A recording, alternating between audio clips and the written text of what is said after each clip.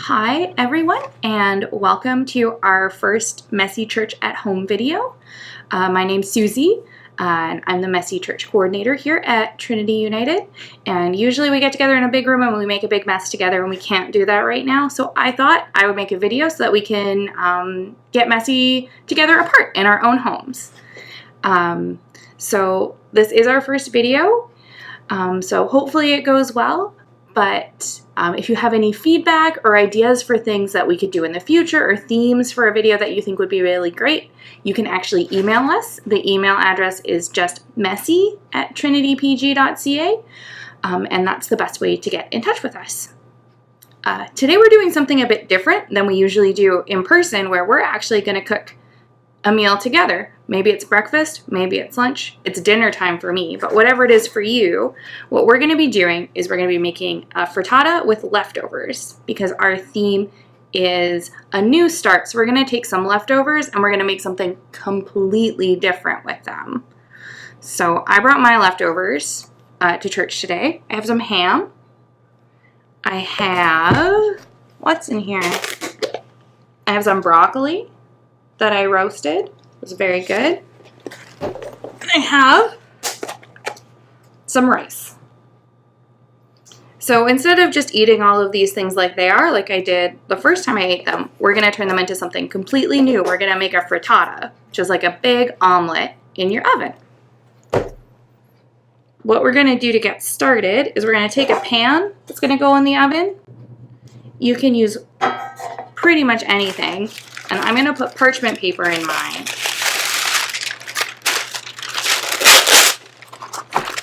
Because I don't want to have to wash this when I'm done. So this keeps it nice and clean. The next thing we're going to do is we're going to go and turn our oven on to 400 degrees so that it gets nice and hot by the time we're done chopping up all of our food.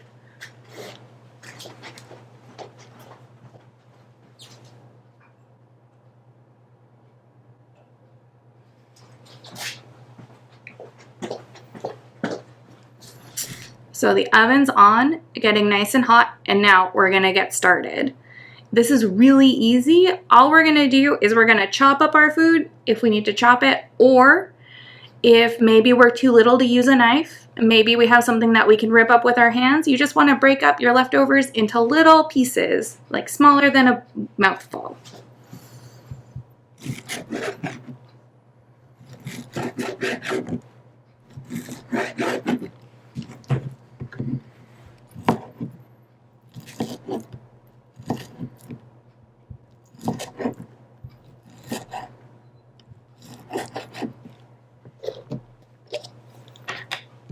This is very exciting. It's like I have my own cooking show.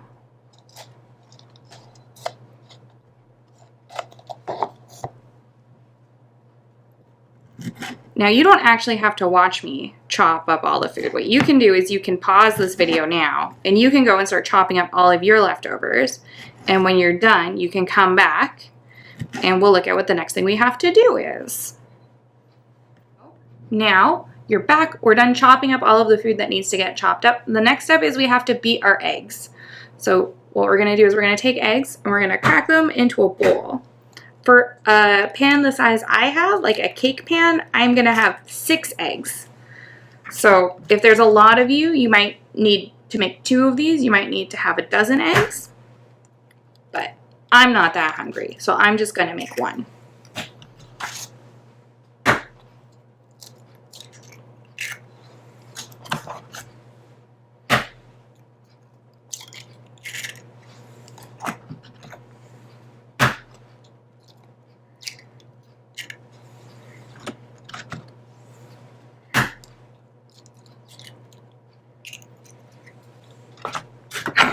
And once your eggs are all in your bowl, you're gonna mix them up really well with a fork or a whisk. Some people like to put a little bit of milk in their eggs. I don't do that, but you can if you'd like to.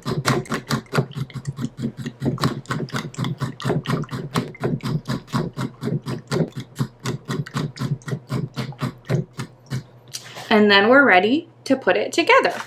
So you're gonna take your pan and just take all your leftovers and dump them in.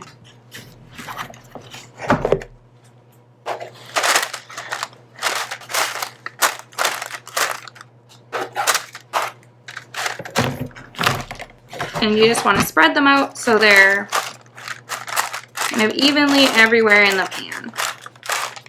And then I have some rice, so I'm going to put that in. It's a big chunk of rice.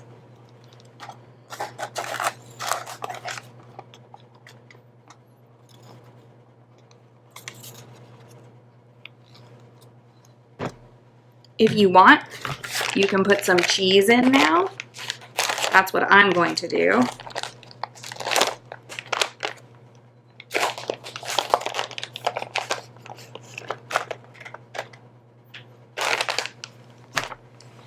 And then you just pour the eggs on top.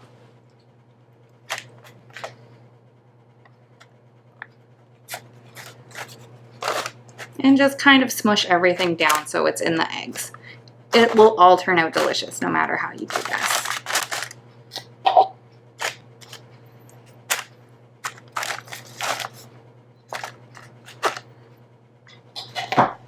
So now that's done.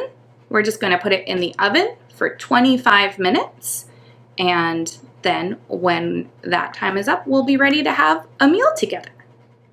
So now it's been about 25 minutes, so we're going to check and see if our food is ready. And you probably want to get a grown-up to do this part because it's really hot. But you can tell that it's done because it's kind of puffy and it smells really good. And so we just need to put it down on a rack or a hot pad and let it cool down a little bit. And then we're going to cut it up and we can eat together. So now our frittata has cooled down a little bit. So now you can sit down and eat with your friends and family that are there with you, and then come back when you're done and we'll get started on some crafts. So now what we're going to do is we're going to take a piece of paper and we're going to give it a new life as a boat. So we're going to work together. We're going to make some paper boats. We'll decorate them and then we'll see whether or not these boats are actually going to float when we're done. So what you need to start with is just a piece of paper. Steal it out of a printer probably, and that's all you need. So we start by taking the paper and we're going to fold it in half long ways. So we're going to fold it so that the two short ends are together.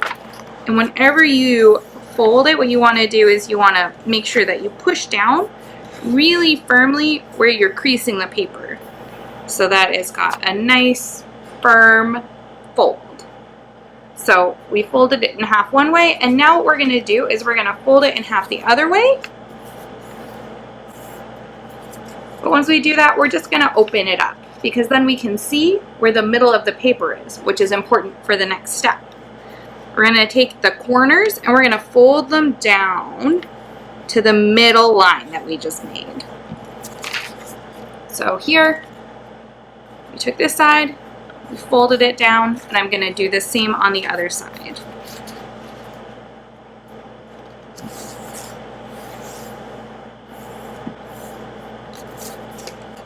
Just like that. And if I'm going too fast, remember, you can always just stop me and catch up.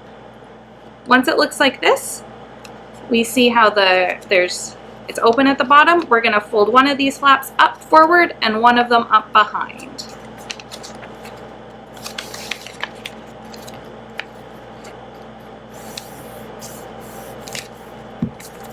So right here, we fold it up, and that lines up right with where the edges of the paper is from our last fold. And then just flip it over and fold the back side up.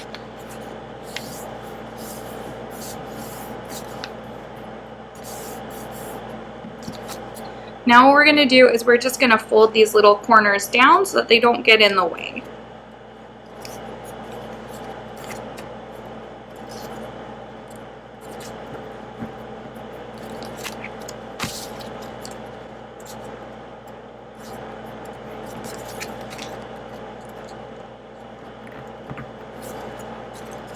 So it looked like this, and then we just folded these little corners down, And now we have a triangle. The next step isn't really folding, but you see how it's open on the bottom here? What we're going to do is we're going to pull it apart and fold it flat. So it went from being a triangle to being a diamond. I'll show you one more time. So this is what we had, and then we just want to grab those two folds and pull it apart so we have a diamond. Once we have our diamond, we're going to take these bottom corners and fold them up. So it's flat. Fold it up and then flip it over, and we're going to fold this side up too.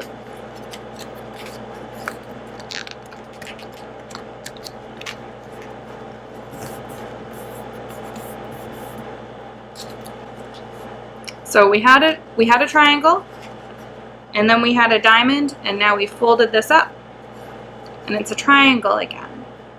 And we're going to do that same thing we did a couple of steps ago, where we open up the bottom and pull it apart. So just the same thing as happened last time. We had a triangle, and we pulled it open, and we're going to flatten it down. And now it's a diamond, and we're almost done. This part might be a little bit fiddly. You might need some help. But see how at the top here these open up? What you have to do is you just pull them apart, and you kind of have to tuck down the inside, and it makes a boat. So I'll show you one more time. It was a diamond, and we had these two loose corners on the top, and we just pull them out and flatten it down. And now we have a boat. Now your boat is ready to float right now if you want, but I think boats look a lot nicer if we decorate them. So now is a good time, probably with pencil crayons or wax crayons, to decorate your boat. Maybe you want to give your boat a name, give it some stripes, and once it's all decorated, we're going to check out and see if our paper boats can float. So I have named my boat. My boat's name today is the SS Hope. I've given it some stylish stripes. And you might be thinking, Susie, that boat's not going to float. It's a piece of paper. You shouldn't get paper wet. And you're right, paper's going to get wet eventually. But if we've done this right, we put it in the water, it's actually going to float. It might be a little lopsided. If your boat's floating a little lopsided, you can take something and put it on the side that it's not leaning towards. This might not stay up straight at all. There we go. And one secret is the more you color in your boat, the longer it's going to float for before it gets soaking wet. So if you wanted to make another boat and color the whole thing in, that boat's probably going to float even better. So here we took a piece of paper and we gave it new life as a boat, and that boat can keep things dry, and it can help things sail from one place to another, get to where they're going. Thanks, Susie. I know my boat didn't come out looking nearly as nice as yours did. Our theme is all around new beginnings, taking something and turning it into something new, starting over again, and being thankful for what God has done in that process, recognizing all of the things that we have to be thankful for, grateful for, especially during this Thanksgiving weekend and Thanksgiving season. The story we wanted to share with you is one that you've probably heard before, but we wanted to share with you again.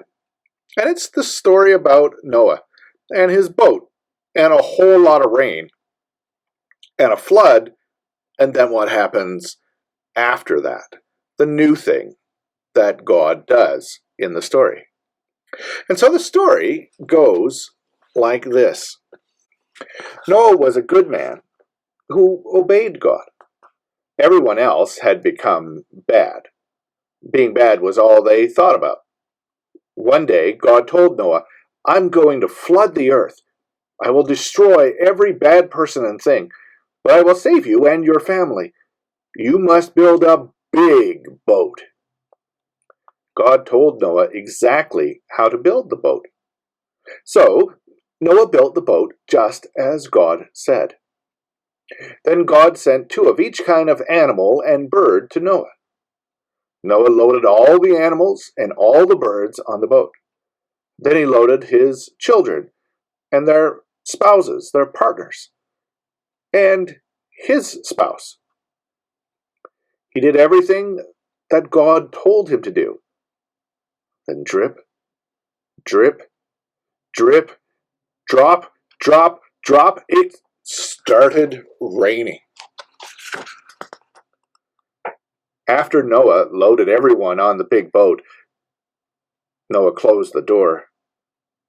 Then came the flood. Water poured from everywhere. It came out of the springs underground. It fell from the clouds in the sky. The water got deeper and deeper and deeper. At last, the big boat floated up off the ground, just like our boats floated. Everything on earth was underwater, even the mountains.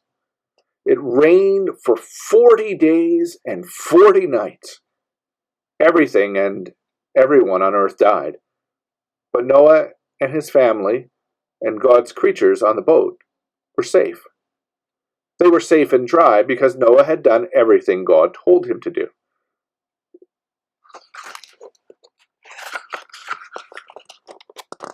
At last, after 40 days and 40 nights, the rain stopped. Slowly, slowly, slowly, the water went down. The huge boat landed on the top of a mountain. Only the mountain tops were sticking up out of the water. About 40 days later, Noah sent out a dove to find dry ground. But the dove could not find a place to land and came back with nothing. A week later, Noah sent the dove out again. This time, it brought back a small olive twig. Earth was almost dry. The next week, when Noah sent out the dove, it didn't come back at all. Then everyone got off the boat. God put a colorful rainbow in the sky, and the rainbow showed God's promise never again to destroy the earth with water. And every time we see it, it reminds us of God's promise to keep making something new from something old, to keep loving us, to keep being present with us. So every time you see a rainbow, remember God has given us the abilities and the skills to make something new, to change the world, to start over. And that God's love for us never ends. And it really is for everyone. It doesn't matter how old you are or young, or what color your skin is, or how you sound when you talk, or how many schools you've gone to, or how many friends you have, or the size of your house, or how many toys you've got. It doesn't matter if you've got one mom or one dad, or a mom and a dad, or two moms or two dads. God loves all of us. And that's the promise of the rainbow. I think Susie's got something else that she wants us to do now. I'm pretty sure it's going to be messy because that's part of what we do here at Messy Church. So over to you, Susie. Dinner or lunch or breakfast. We've made a boat, we've had a story, but it's not Messy Church without making a mess. So we've got one last thing to do, and what we're going to do is we're going to make some slime. So all you need is some cornstarch. So I have cornstarch here. You need a big bowl or a pot. If you make it in a big pot, you might make less of a mess. So maybe your responsible adults will appreciate that. And all we have to do is take our cornstarch, Dump it in.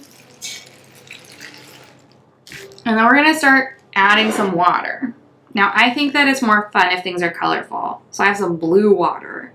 You just want to add some water and start mixing it with your hands.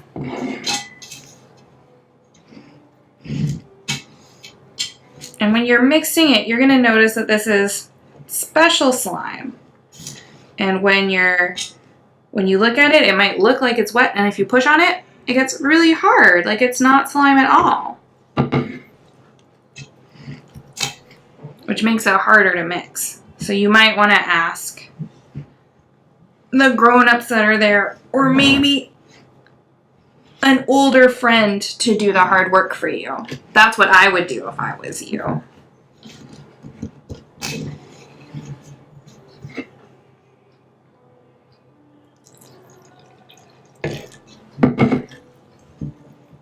The nice thing about this slime is you can't actually make it wrong. So if you don't think it's slimy enough, you can just add more water. And if you made it too wet, you can just add more cornstarch in.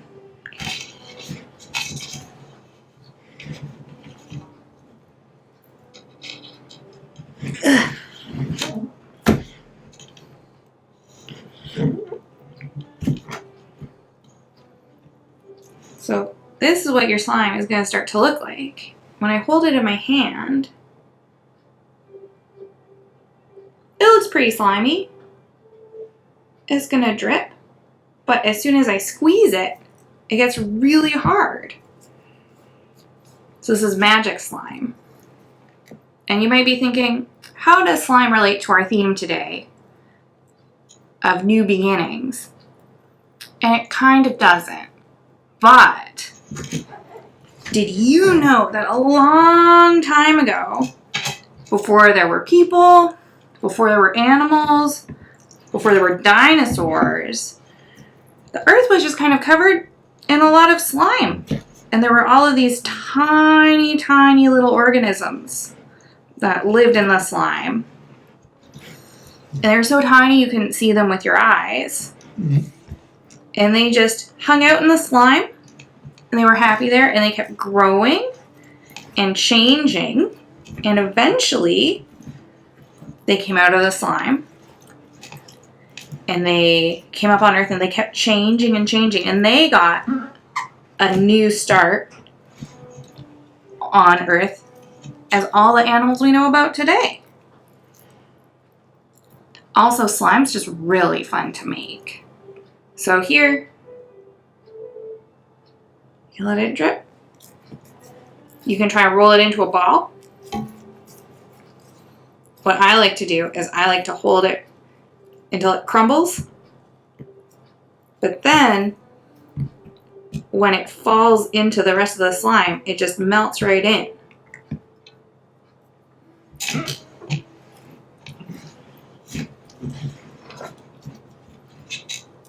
So you can play in the slime as long as you want. You can make as much mess as you want. And that's the end of our messy church today. So thank you for joining me wherever you are and whenever you are. I hope you had a nice time. And we're going to be doing more of these in the future. So if you have some ideas for activities or things that you want to do with a messy church like this, there's an email that you can send any ideas to, and it's just messy@trinitypg.ca.